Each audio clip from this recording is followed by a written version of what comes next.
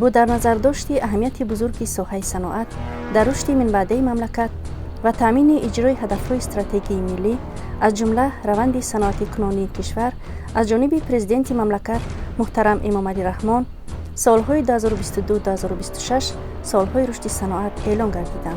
این اقدام پیش از همه در حل مسائل‌های اقتصادی و اجتماعی و با کار تامین نمودن اهالی مملکت مساعدت خواهد کرد.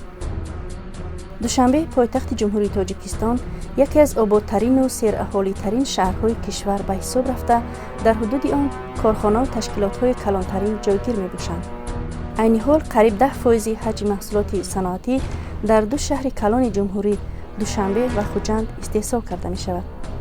یکی از کارخانه‌های بزرگ صنعتی که در پایتخت کشور جایگیر است، جمعیت سهامی گشاده گلستان دوشنبه می‌باشد. جمعیت سهامی گشاده گلستان دوشنبه از بزرگترین کارخانه‌های استحصالی دوزندگی و سرمحصول‌ترین کارگاه‌ها عاید به استحصال لباس‌های زنانه و مردانه به شمار می‌رود. اقتدار استحصالی کارخانه دخت زیاده از 1 میلیون عدد محصولات دوزندگی را در یک سال در بر می‌گیرد. کارخانه با تجهیزات نو و زمانوی مجهز گردانده شده است که آنها سال 2005 از کشورهای آلمان، ژاپن، ایتالیا، چین و ترکیه دسترس و نصب کرده شده امکان می‌دهند تا محصولات صفتاً نو و جوابگو به استانداردهای بین‌المللی استحصال شود. امروز در این کارگاه نوع‌های گوناگون سر و لباس از جمله لباس‌های مردانه، زنانه، کودکانه از قبیل شیم‌های ورزشی، کمزول‌های گرم، لباس‌های مخصوص و غیره با سطح و صفت بلند و جوابگو به طلبات بازار مهنت استحصال و به فروش برآورده می‌شوند. این زمان شماره کارمندان این کارگاه 99 نفر بودند. زیاده از 87% آنها را زنان و دختران تشکیل می‌دهند. این زمان ما حاضر کورتکوهای و گرمی زمستانه دخته ایستادیم. این فرمه لوتو میباشه. ما با فرمه‌های لوتو، امبرا، باز با فرمه F5 کار کرده ایستادیم. بعد این باشه ما با فرمه F5 کار میکنیم. در اونجا فرمایش‌های بهارا و تیر ماهی را اجرا میکنیم. در اینجا همگی 60 نفر زنان و دختران کار میکنن. از این رضا هستیم که در اینجا وقتش معاش میگیریم.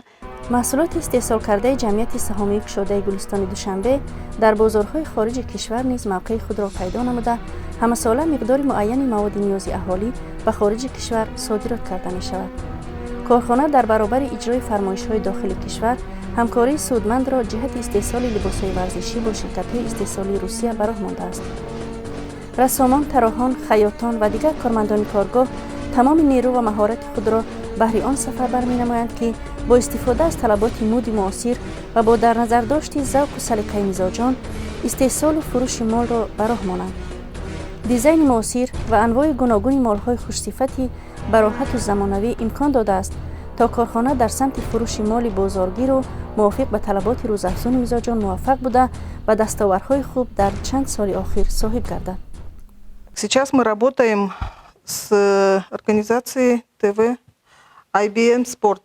این حال ما برای یک شرکت ورزشی لباس‌های گرم و لباس ورزشی از جمله شیم و کمزول‌های محافظتی آماده کرده استادیم. در اساس فرمایش شرکت تکستیل ترید ما برای کارمندان آنها لباس فرمایشی تیار کرده استادیم. در انبارهای ما 19 نامگوی سر و لباس تیار وجود دارد که تنها یک نامگوی آن با مبلغ زیاده از 8,500 سامانی آماده شده است. امروزها ما با دختن چنین کارجامه‌های فرمایشی مشغول هستیم و حالا نسخه آزمایشی آنها را تیار کرده ایم و در صورتی از سنجش گذشتن به دخت آنها شروع خواهیم کرد. این نوع کارجامه‌ها خیلی گرم و براحت بوده. دارای چنین موینه صنعی و تسمه‌ها می‌باشند.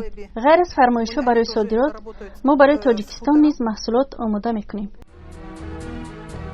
هدف چهارم استراتژی کشور اعلان نمودن رشد صنعتی کنونی مملکت از آن عبارت است که حجم استحصال محصولات صنعتی رقابتناک در کشور رشد کند. برای عملی گردیدن این هدف استراتژی ساحه دوزندگی همچون ساحه افضلیت‌ناک صنعت سبک اعتراف شده است. اهل زحمت جمعیت سهامی گشاده گلستان دوشنبه مقصد دارند که در آینده نزدیک با استفاده از تجربه پیشرفته جهانی حجم استحصال محصولات گوناگون را باز هم افزون گردانیده آموزش بازار داخلی و منطقه را برای استحصال دیگر نمود محصولات ساحوی واردات عوض کننده تقویت بخشند.